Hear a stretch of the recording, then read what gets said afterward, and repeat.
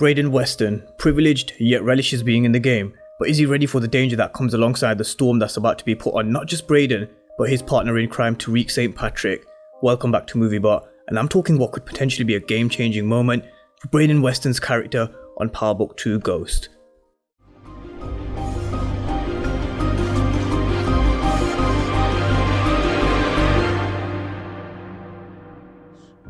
If it's an emergency, you knock over every piece on the board, eh? It's like we got our own bat signal or something. Yep. And you Robin. Fuck you, bro. Robin's cool.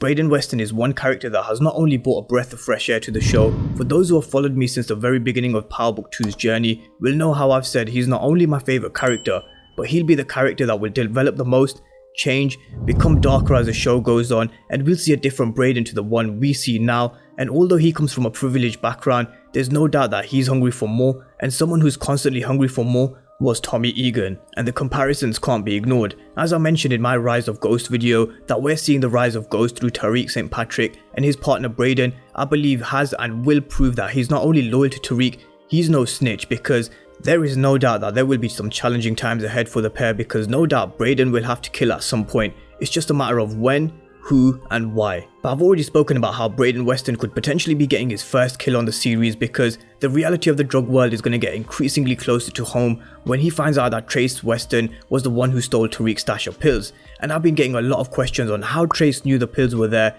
and the answer to that question is this room was passed down from Brayden and Trace's father, who also used to go to Stansfield, and no doubt at some point used to be Trace's room before he passed down to Brayden. And as I've mentioned before, Brayden is certainly no snitch, and I think he'll prove this in the last half of the season with his loyalty to Tariq. And I've already spoken about how the original show of Power had a theme of father and son killings, and we could well see a similar theme within Power Book 2, but brotherly killings instead. Something I touched on in my death predictions video was the topic of overdosing. We saw Proctor let his wife Lindsay overdose in the original Power series, and in an alternate way to the one I spoke about before with Brayden shooting his own brother, could we in fact find and watch and even let his own brother die from an overdose on the pills he stole? Or could it in fact be Riley instead? I think at least one of these two could potentially be the game-changing deaths. And well, we've already heard Lauren tell Tariq about her brother who overdosed and is now in rehab. And well, adding the Proctor throwback, this could well truly happen again to either Trace or Riley, and Brayden could be the one to just let it play out and let their character die. And Gianni, who plays Brayden, has teased his character's favourite episode is episode 6, and he also said, "I haven't murdered anyone yet."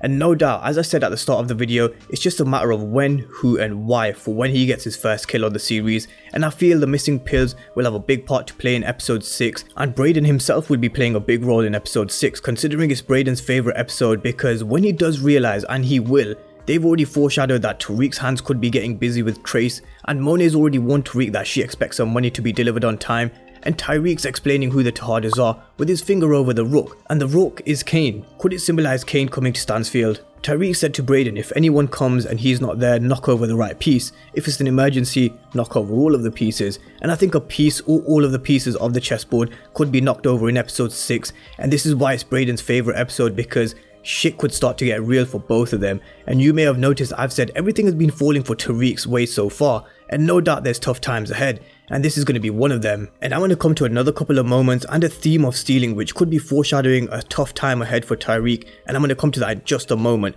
But if you notice the episode 6 chessboard teaser, when the image changed from the chess pieces to the characters, Brayden took the spot of the rook. So again, is this foreshadowing Brayden having a run-in with Cane sooner rather than later? And it's something I went into detail in my previous Brayden video, because I have a feeling that this gun, which was given to Tariq on Monet's orders, could come back into play, and the scenario that I would just love to see is Brayden behind that gun and being forced to pull the trigger and killing his own brother. And I have no doubt that one trait Brayden will have and will always carry during Power Book 2 spin-off is loyalty. His character will always remain loyal to Tariq, and I feel he'll remain loyal even if he eventually finds out that it's his own brother who stole his stash, though I believe the fingers will firstly point towards Riley. And this is when I think they could even find out who Riley is, and Riley's surname won't give it away, because I've had many comments saying wait till Brayden and Tariq find out Riley's surname is Saxe, but Riley's surname is actually Merchant, Riley Merchant. So how could they find out about Riley? She's been pestering Brayden for information about Tariq until Brayden finally flipped a switch,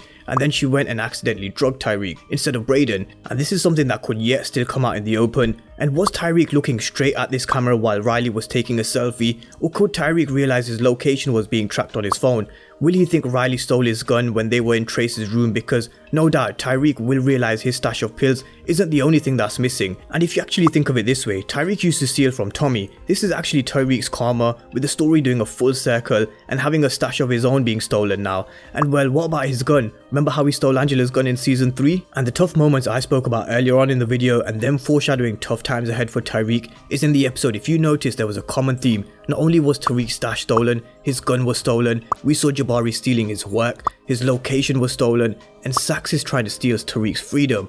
There's a hell of a lot of stealing going on, and there's going to be some tough times ahead for Tariq in the last half of the season, with karma potentially doing his thing. But with Riley, this is another way Brayden's loyalty will be tested. I feel his loyalty could be tested with his brother and with Riley. But let's talk about how Brayden's character could change, because we've seen a few moments where Brayden, he's actually flipped a switch. A moment where he's used his surname Weston to strategically make things happen, and he's used his people skills to recruit. But let's talk about Brayden's temper, because no doubt when he flips a switch, it's actually reminiscent of Tommy Egan, and no doubt comparisons will be made, but I think we should just enjoy Brayden for the character that he is, and his short temper is going to be a theme, and it's something I think that as the show progresses, his temper and anger could sooner rather than later turn to violence, and he'll end up getting his hands dirty, because he's already been in a fight once, and I can't see him ever backing down from a fight.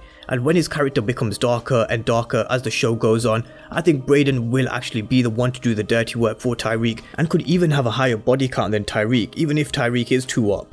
And Brayden's character is smart and privileged. His surname brings him a certain level of power, and we've already seen him use this power to his advantage when 1.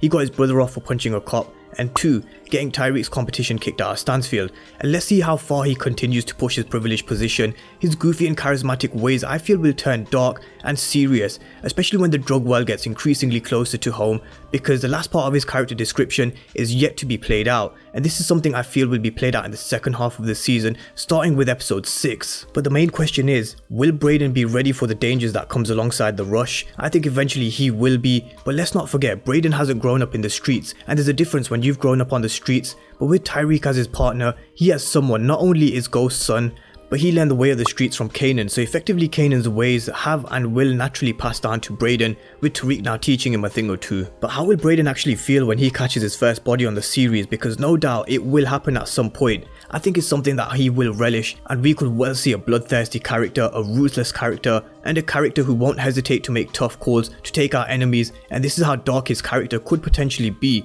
So with that being said, could Brayden watch his brother overdose? What will he do when he finds out Riley is Cooper Saxe's niece? And what are your predictions for episode 6 for Brayden? Drop me your thoughts down below, and if you're new to the channel and you haven't done so already, then remember to smash the subscribe button, as well as give me a follow on Instagram at ig.moviebot. Thank you guys for watching, and I'll see you next time.